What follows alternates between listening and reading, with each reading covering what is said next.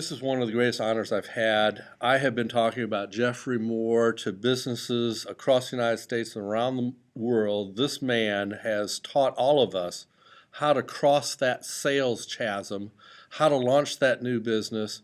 This concept, crossing the chasm, sounds very familiar to a typical entrepreneur. Yeah, it's around the adoption of disruptive innovation. The challenge is the rest of the world isn't ready for you. Yes. And that's the chasm. So most people in the world are more pragmatic. They want to see things tested out more. And so they're looking to see other people like them if they've done this work. Hear it all the time. Who else has bought this? Who It's else the first question you hear. Right. There's this chasm period, and we sometimes call it the junior high dance problem. Because you got girls on one side of the gym and boys on the other side of the gym, and how do you get the dance started? And crossing the chasm is about how you get the dance started. So how do you do it? And in a business-to-business deal, you look for a segment of potential customers. They are in pain. Yes. They are in pain, and the standard legacy solutions are particularly unsuited to their problems. Got it. So they're at least open to something new. And they're willing to pay a price for it. This person's saying, listen, I'm already spending a lot of money remediating the problem that the current systems can't solve.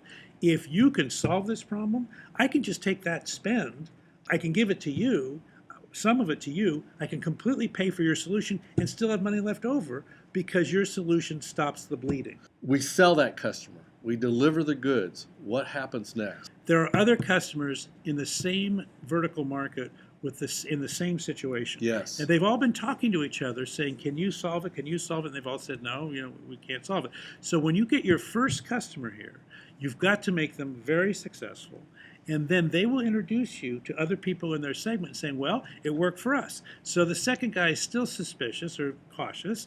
So you've got to make the second one work, the third one work. What you can't do is do a couple and then move on. You've got to stay in that market until enough customers say, look, this is the way to solve the problem. At which point, all the rest of the customers in that market come to you voluntarily. And your cost of sales goes to zero. Wow. And your negotiating power goes to the moon. Absolutely. I mean, it's really, really a wonderful thing. You got a new book coming out. I do. What's it called? It's called Escape Velocity, Free Your Company's Future from the Pull of the Past. So we've gotten a disconnect now between the investors who are no longer long-term oriented and the need to have a balance of short and long-term resource allocation. Right on target. So how do we break through that? The first thing you got to realize is you can't do very many of these because of the pressure of the public markets.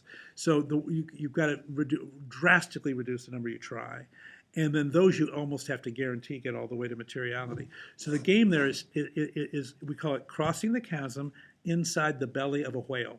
Wow. So basically, a great metaphor. Yeah, this big enterprise is the whale. We got to do this.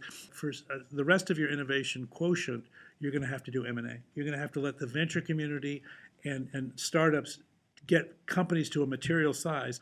Crossing the chasm. If you can only buy one more business book, this is the one I recommend. Until, what's the new book? Escape Velocity is the new book. And I can't wait to... September 6th. I'm going to be the first one in line. Thank you, sir. Thank you very much. Best of luck.